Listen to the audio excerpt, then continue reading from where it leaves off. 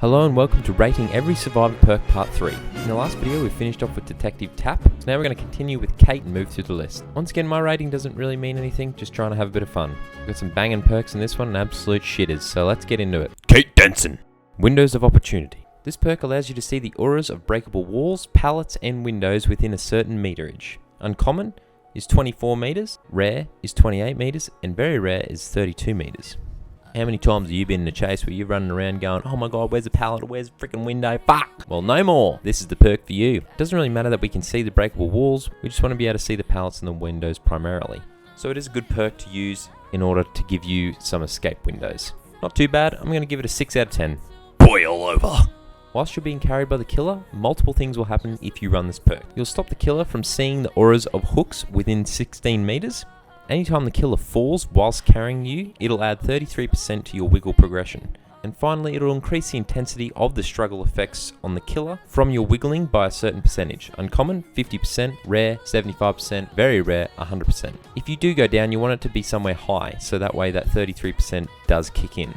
Otherwise, if you go down on the ground, it's not going to do too much. The killer's probably going to make it to the hook. So main point of this, don't fucking go down. Don't be a bitch. Pretty good perk though.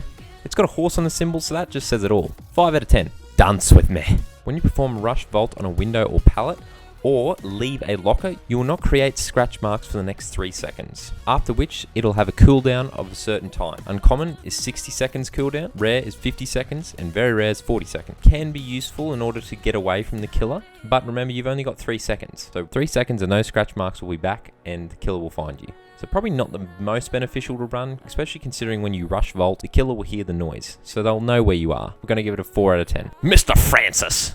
Diversion. This perk gives you the ability to throw a pebble to create a distraction for the killer at a distance of 20 meters. So basically you can face what direction you want, throw a pebble, boom.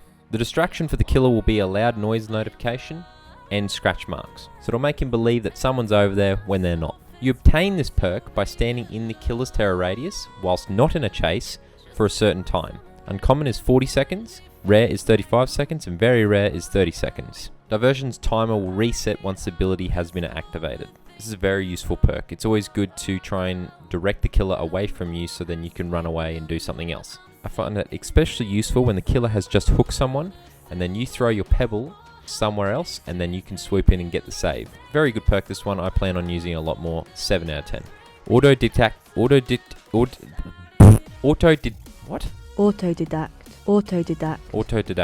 That one. Fuck my life. You start the trial with a negative 25% progression penalty to skill checks to heal survivors. Great skill checks are not possible while using this perk for healing. However, for every successful skill check you complete, each token will grant you a 15% bonus progression in healing.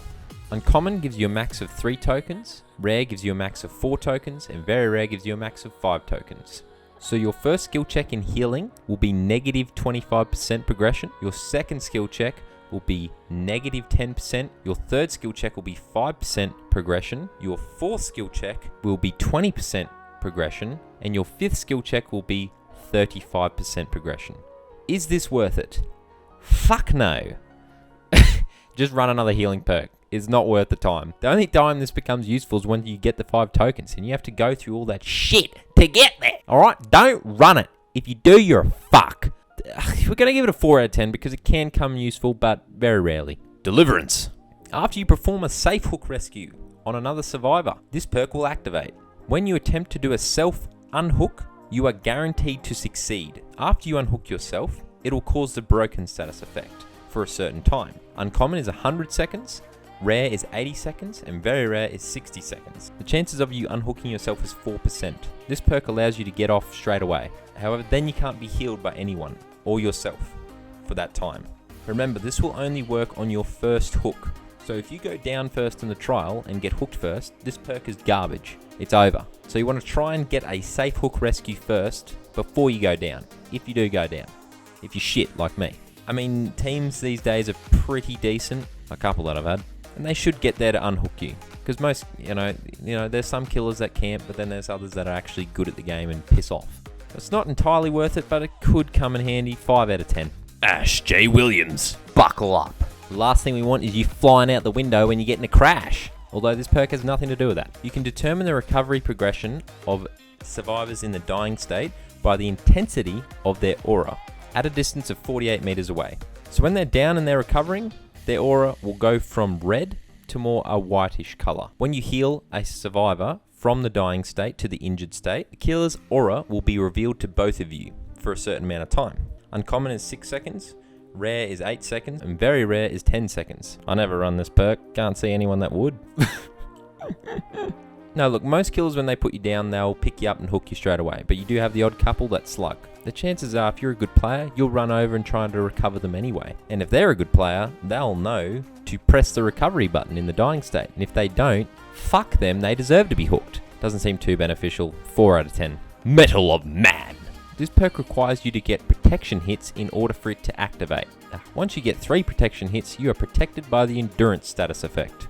Any damage that would normally put you into the dying state from the injured state is ignored. However, when you are healed again, your aura will be revealed to the killer whenever you are further than a certain meterage. Uncommon is 12 meters, rare is 14 meters, and very rare is 16 meters. This perk also increases the odds of you becoming the initial obsession by 100%, so you're guaranteed to be the obsession at the start of the game.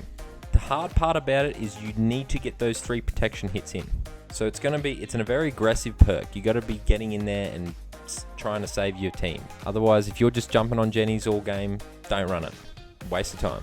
So if you're not a hero, fuck it. It's a lot of work to get 1 safe hit. You could be hooked twice before you even get to use it. So 4 out of 10. Flip-flop. Whilst in the dying state, 50% of your recovery progression is converted into wiggling. When you get picked up, it's more likely you're going to be able to escape the killer's grasp. The wiggling progression can go up to a maximum of a certain percentage. Uncommon is 40%, rare is 45%, and very rare is 50%. This perk is not worth running by itself. I would suggest running boil over with it, making it more harder for the killer to get to a hook. Once again, this perk relies on the killer slugging. If they don't and they pick you up straight away, you just got a burnt perk. Yuck! So only run this if you plan on going down a lot. You shouldn't do that because that's stupid. So stay alive. We're going to give it a 4 out of 10. Because fuck you, Ashley. Oh my god, it's the chick from Stranger Things. Situational Awareness. When repairing a generator, its aura is revealed in yellow to all other survivors within 32 meters.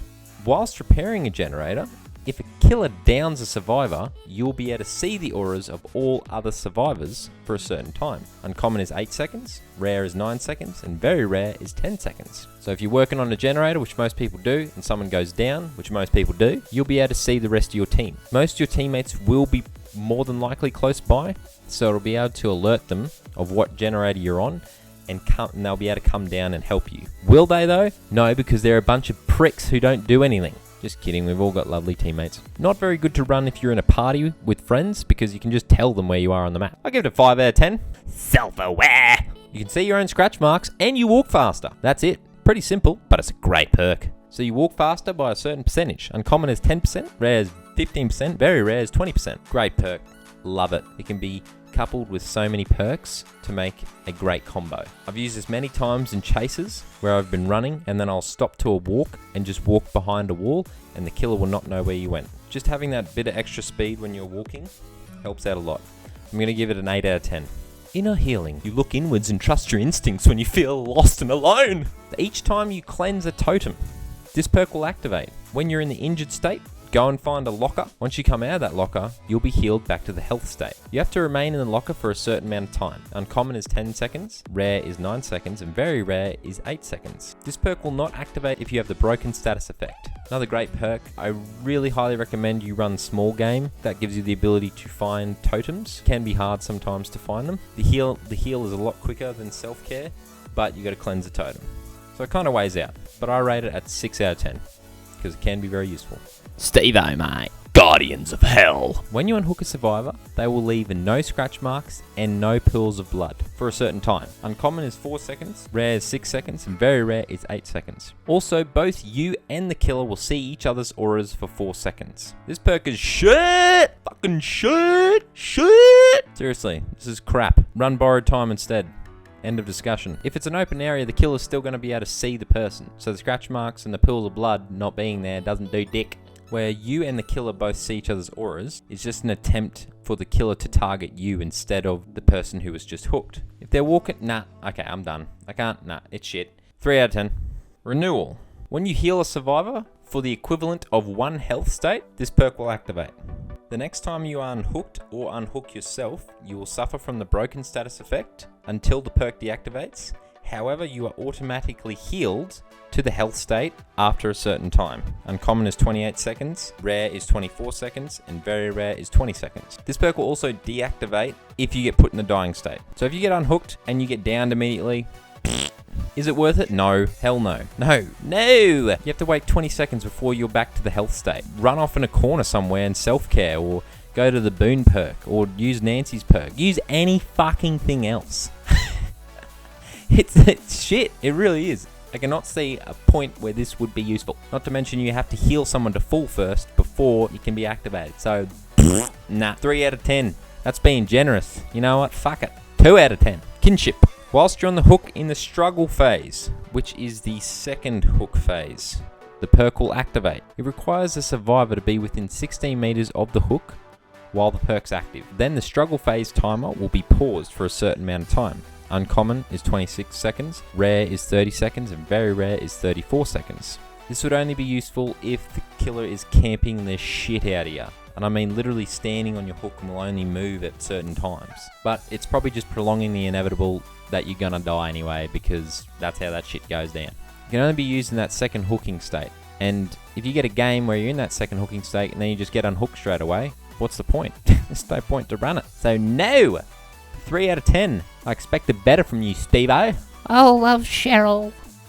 Repressed Alliance. This perk gives you the ability to call upon the entity to block the generator you are currently working on for 30 seconds. After which it will deactivate and you'll be able to go back in and keep preparing. The aura of the block generator is revealed to all survivors in white. How you get this ability? You have to repair generators for a certain amount of time. Uncommon is 55 seconds, rare is 50 seconds, and very rare is 45 seconds. So let's say you're repairing a generator and you see the killer coming towards you. You don't want him to damage it. This would be the perfect time to block it and run away, and then hopefully circle back to it later and finish it off. It can be a bit of a troll perk if you're working on a generator with some of the survivor buddies and you just block it on them. I mean, you're a dick, but you can do it. So it's not really valuable, I don't believe. Give it a 5 out of 10. Blood Pact. When you or the obsession are injured, you'll both be able to see each other's auras.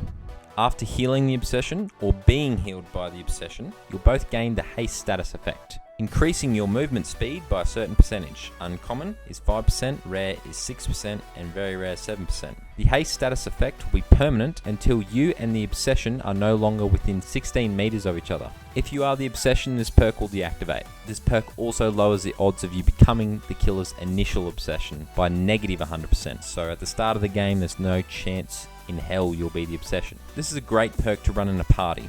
If you're with a mate, they get injured or you get injured, you'd heal each other and just stick together the entire game. Then you'd constantly have that percentage of increased movement speed. So it's an average perk, I'd say, about 5 out of 10.